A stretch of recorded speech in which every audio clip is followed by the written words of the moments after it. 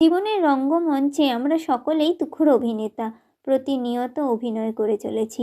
কিন্তু কিছু কিছু মানুষ হয় যারা আমি ভালো আছি সব ঠিক আছে আড়ালে অভিনয়টা এত নিপুণভাবে করে যে গোটা জীবনেও বোঝা সম্ভব হয় না অভিনয়ের পর্দার পিছনে বাস্তবে মানুষটা আদৌ কোনো দিন ভালো ছিল কি না।